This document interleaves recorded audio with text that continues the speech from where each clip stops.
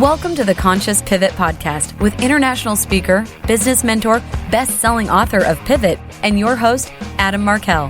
The Conscious Pivot shares the stories and wisdom of people who have successfully reinvented some area of their business and personal life. You'll gain powerful insights into how you can fully embrace new opportunities, increase your performance, and master the art and science of innovation and resilience. So please join Adam as he guides you on your conscious pivot. Hey, everybody. Welcome back to another episode of the Conscious Pivot Podcast. I'm your host, Adam Markel, and I'm feeling incredibly grateful to just be here with you all today in this moment. I think feel more than anything else that gratitude, especially in the world that we're living in right now, where every day is just another adventure. It's up, it's down, it's everything in between.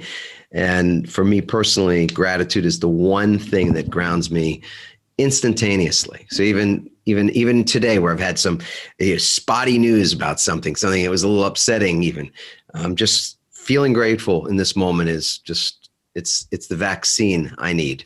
So I also feel great about the fact that I've got an old buddy on the show today. We're going to have a quick conversation, but it's going to be epic, as it always is with this gentleman. John Lee Dumas is the founder and host of Entrepreneurs on Fire, an award-winning podcast where he interviews inspiring entrepreneurs to help listeners along their entrepreneurial journey. He's interviewed over 2,600 incredible entrepreneurs, including Tony Robbins, Seth Godin, Gary Vaynerchuk, Barbara Corcoran, Tim Ferriss, and many more. After serving as an active duty Army officer for 4 years, he tried law school. I did that too. He dropped out after his first semester, and I remember my first semester, and I can understand how that could happen. He was also in corporate finance and commercial real estate and pivoted, let's say, reinvented himself many times since then. So first of all, John, great to have you on the show. I'm so happy to have you as a guest today.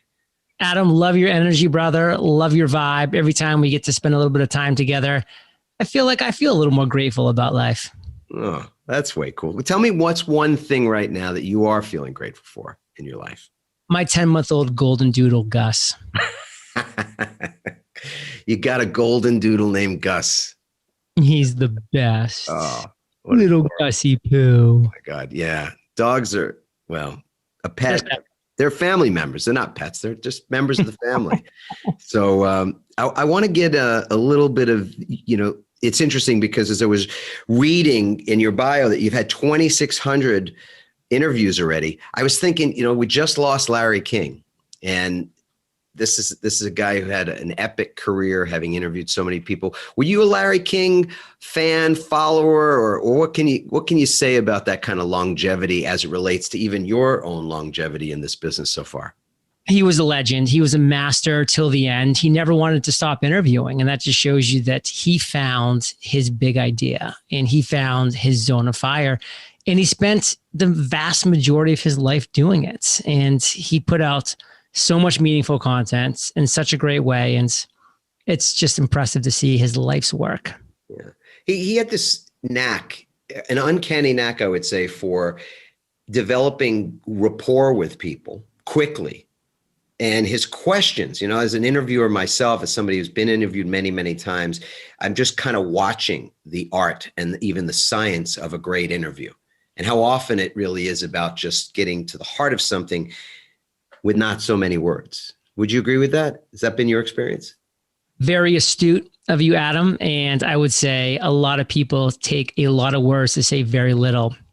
The more concise, the more you can cut to the heart of the matter, the better. And I think you're right. Like, he didn't have to waste a ton of time building rapport. He just had a way of doing it quickly, meaningfully, and then getting to the real questions that his listeners wanted to hear. That's the key. A lot of people interview, they only ask questions that they want to hear, or they have what I call a curse of knowledge, where they know the answer. So they just kind of skip to the next thing, where a lot of times the listeners are left holding the bag of like, well, what about that gap, that loop that wasn't closed? And that's one of the best emails that I ever get, on a consistent basis, is when my listeners email me and say, John, you literally ask the questions that I have on the tip of my tongue. And I'm like, yes, like that's what I'm trying to do. Yeah. So you build rapport. You've just said that in not so many words. What's the way that you do it? Is there a hack that you have because your format is only like 20 minutes. I think something 18 to 20 minutes on average. Is that about right? Back in the day when I was doing a 7-day-a-week show, now I do what I call audio master classes, where for the past 1,000 episodes, they've been much more deep dives, typically 30 to 35, sometimes as long as an hour. Yeah. So what's your secret to sort of getting to the heart of the matter quickly? So for me, I listen. I'm a listener. I don't try to dominate the conversation. I don't try to overwhelm the conversation. I think if I'm just being honest right now, the biggest flaws of most interview hosts, especially in the podcast game, is they just tell the same stories over and over again. They don't recognize and realize the fact that their listeners, number one, are listeners, they're subscribers. This isn't the first time they've tuned in for the most part.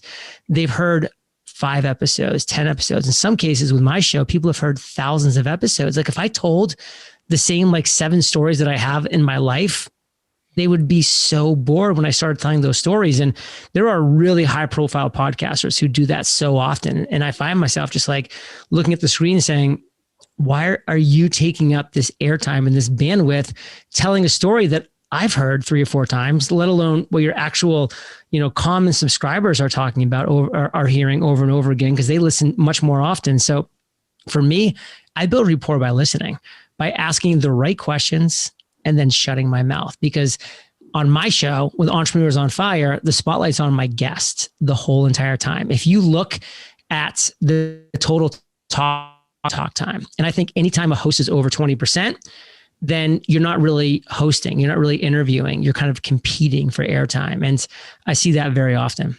Yeah, monologuing.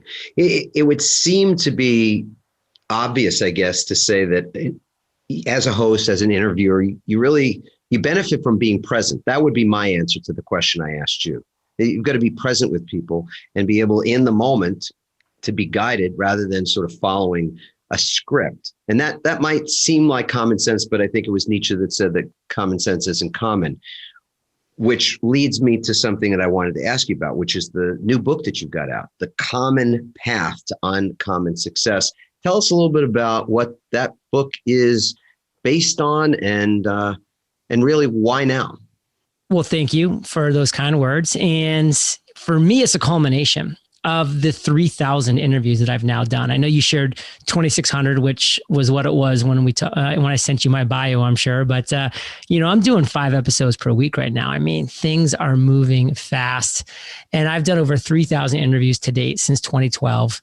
I've interviewed some of the world's most inspiring entrepreneurs. I wish, by the way, back to an earlier conversation we had, that Larry King was one of those. I always kind of thought that would happen at some point, but it never did. And that is unfortunate. And I will regret that loss for sure.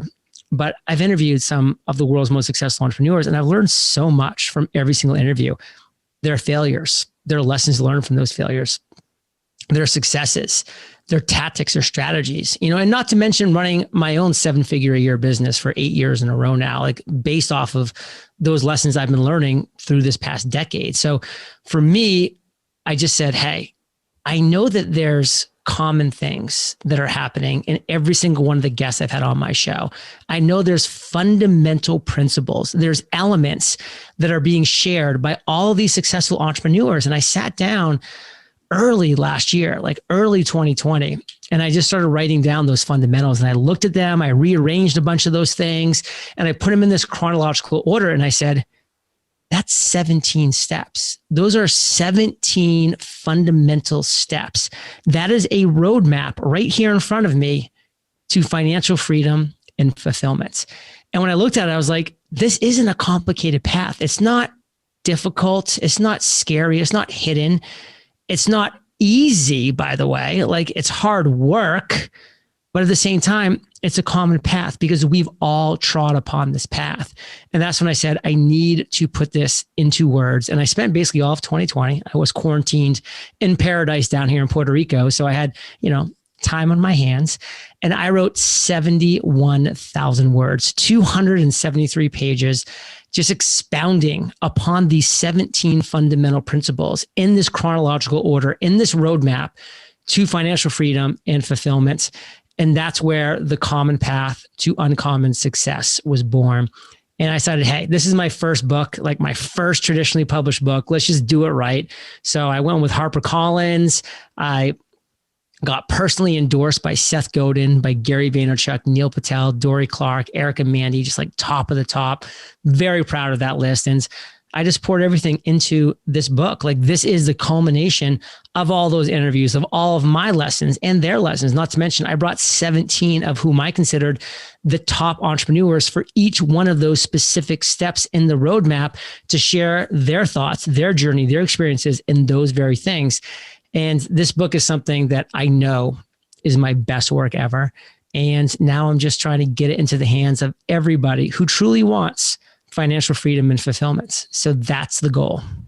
I'm curious myself. So you got 17 principles in essence. That's what the book's made of, correct? 17 steps, 17 principles, 17 foundational elements, however you want to look at it. Let's talk through a few. Let's kind of tease our audience with it. I'd love for people to get out and get the book. And the book's not available until this coming March. I know we're going to release this right around the same time as you're officially launching. So I don't have a copy of it myself. Give me a sense of what some of those things are. And let's do this. I've been an entrepreneur since I'm 15 years old, and I've run a number of multi-million-dollar companies, still do that to this day. What can you teach me?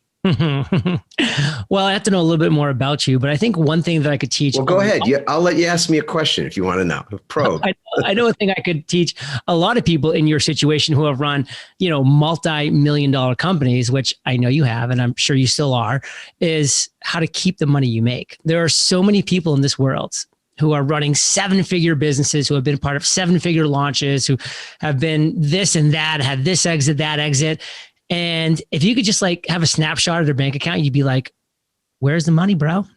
Where's the money? Where's it at? And it's just like, they have no idea how to keep the money you make.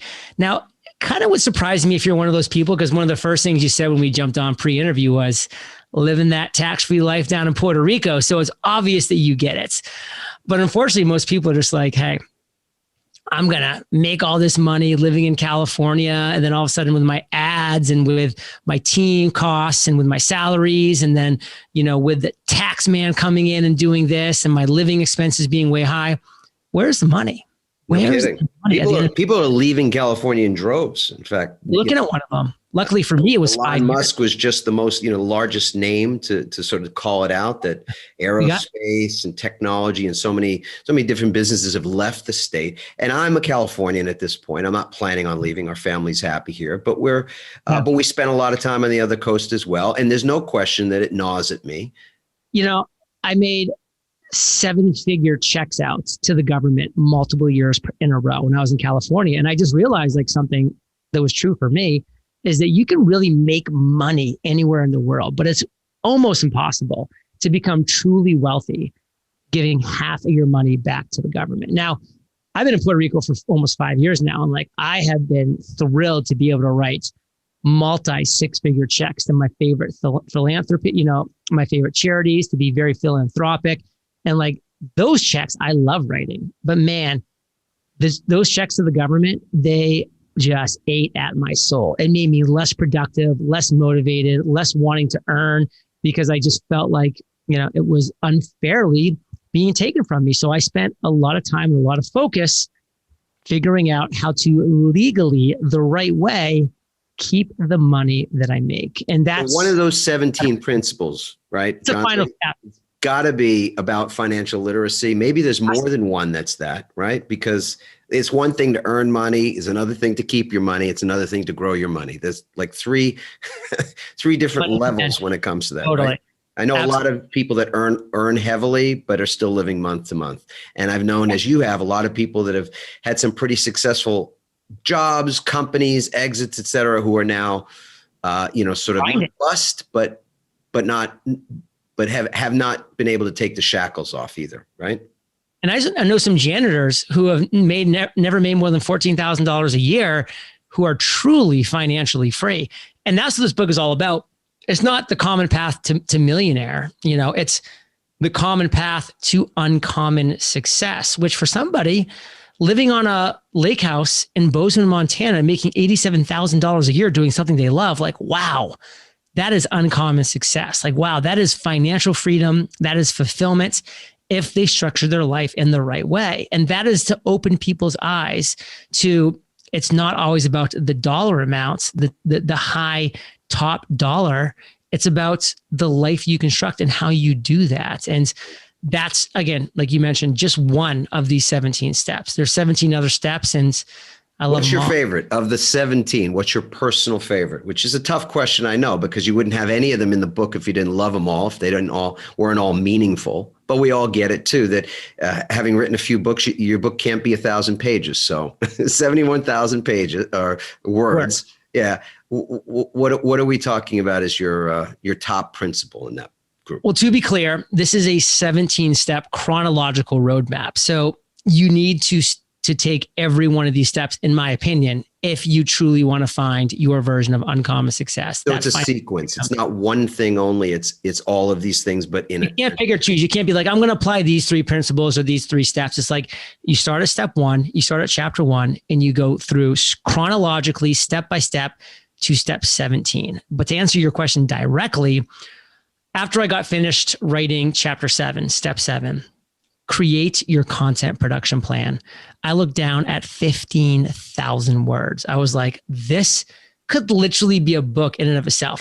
I knew going into it how big of a part that was in our business, our content production place of like, okay, this is how you are earning 7 figures net profit a year with just 3 virtual assistants. Like, this is it. Like, this is why, like, 2 days per month, you're working really, really hard. And then 28 days per month, you're just maybe putting in an hour or 2 a day, which has been my schedule for a long, long time now. Side note, not now, because I'm in massive book production mode. I'm working my face off for the next 2 months, but typically it's my content production plan. And it is mind-blowing to me when I actually looked back and said, oh, these are the tools. These are these steps and the automations and the systems that we've implemented over the past 9 years now that have turned Entrepreneurs on Fire into this income-producing, content-producing, well-oiled machine that it is. And that chapter just blew me away. Again, I knew it on some level that like it was impressive, but this was just like next level. And I'm like, this is really cool for me to like just sit down and, you know, over many, many weeks, write those 15,000 words, that meaty step, that chapter in the book, and then to look back at it and say, oh, this is why, this is it. There are thousands of podcasts out there, more today than there have ever been before. And most of those podcasts are not getting more than a few thousand, 4,000 or 5,000 downloads a month at best. So what's the difference? Is there one thing that you can point to that's the difference between a podcast that might be around for years even, that just sort of languishes and doesn't have a lot of energy around it and can't create some of the opportunities you have, and what you were able to establish and what you've been growing for? I don't know, how long's your podcast been in existence for? I know you were 5 years in Puerto Rico, but you started it while you were still in the States, right? 2012, the podcast launched. So we're on our 9th year as we speak right now. Yeah. And the podcasts that win in today's world, in yesterday's world, in tomorrow's world are the podcasts that solve one legitimate major problem better than anybody else. Those podcasts win. Every other podcast fails on certain levels. And so when that next show comes out, you know, that wants to interview entrepreneurs, they fail because they are not solving a major problem at the best possible level, meaning they're going up against fantastic other shows. They're going to get wiped out. They're going to get lost in the noise. Entrepreneurs on Fire won because the day that I launched back in 2012, it was the best daily podcast interviewing entrepreneurs. It was the worst daily podcast interviewing entrepreneurs. It was the only daily podcast interviewing entrepreneurs. That's why Entrepreneurs on Fire won. You were first to market. Okay. So somebody who's not first to market is listening to this right now is going, all right, so am I hooped? You are, unless you listen to the last thing that I said and you actually sit down and become the best solution to a real problem. And there's a million problems out there that have no solution. So go be the best there. Fill that void. Is there one common mistake among podcasters that because you're going to get a lot of people listening to this, even in our community, who either have one or have thought of creating one? So what's something that your experience tells you is either a best practice or even something to avoid when they're getting started, or even if they've been doing it a while, but just haven't had that tipping point?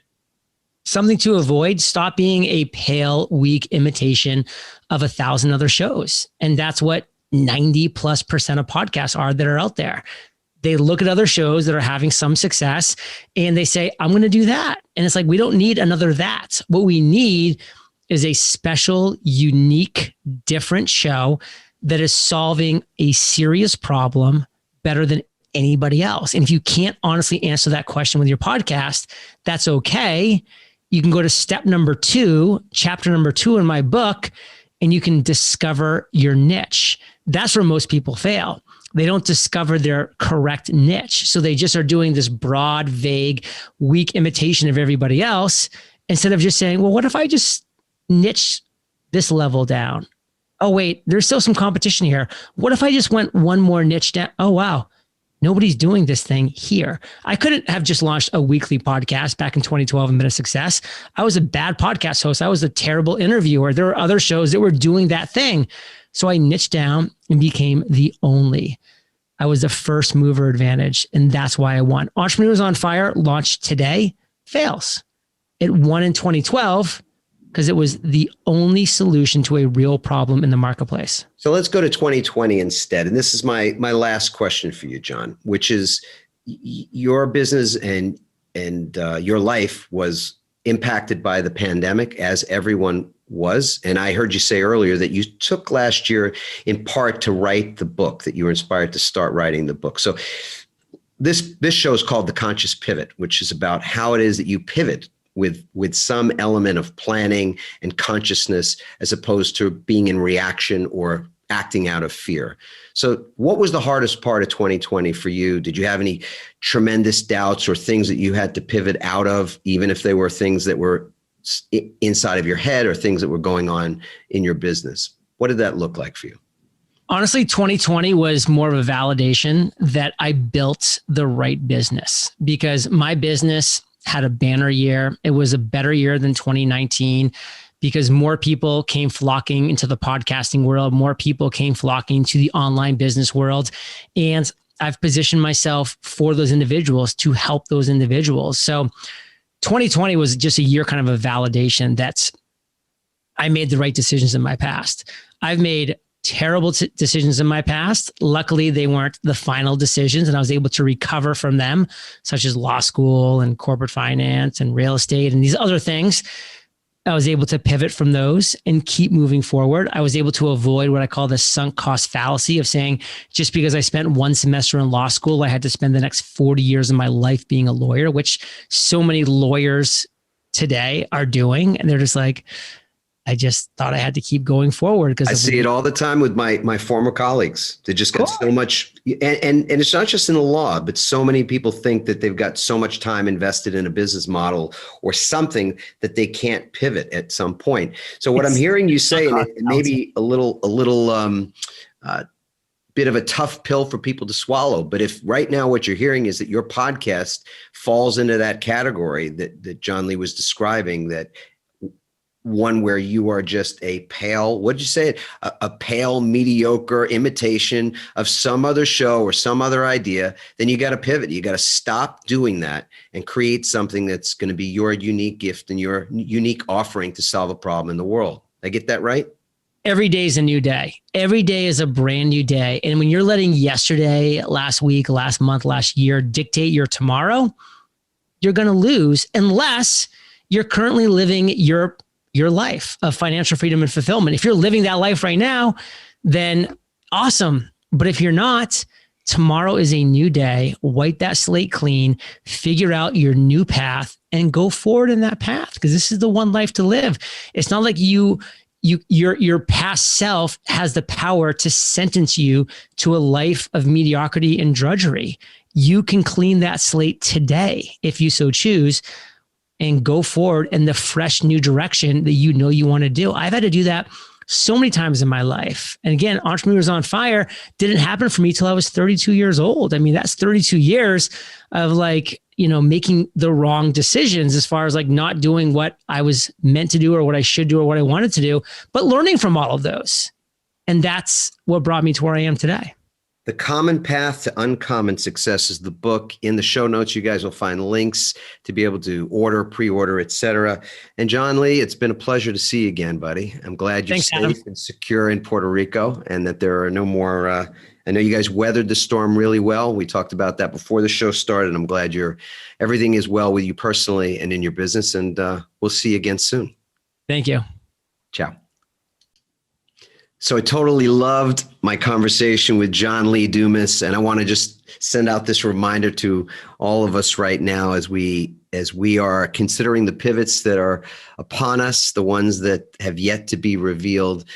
It's so important that we give ourselves a break. We love ourselves even more in the midst of those pivots, both the good, the bad, the ugly. I mean, just because things are going well doesn't mean there isn't stress. We know the stress involved in kind of every aspect of living a fulfilled life. So 3 quick things to remind us all about. 1 is let's wake up again tomorrow. We did today. Let's do it again tomorrow. 2, let's feel grateful. Just the way we started this show with gratitude, we end with gratitude. We begin with gratitude. It becomes something that just is a part of the ritual of living a healthy life, to be grateful. And lastly, when you wake up tomorrow from bed, before your feet even hit the floor, consider these 4 words. I love my life. I love my life. And I know I love my life even more every time I get the chance to sit in front of this mic and spend time with all of you. So ciao for now. We'll see you soon. And thank you so much for being a part of the show. Thanks for listening, everyone. We hope you now have the tools and greater insights to navigate your own pivot. Help us inspire others by sharing this episode and leaving your comments over at adammarkel.com/podcasts. For more tips, strategies, and support as you consciously pivot into a new business and lifestyle you love, join our Pivot community on Facebook at pivotfb.com.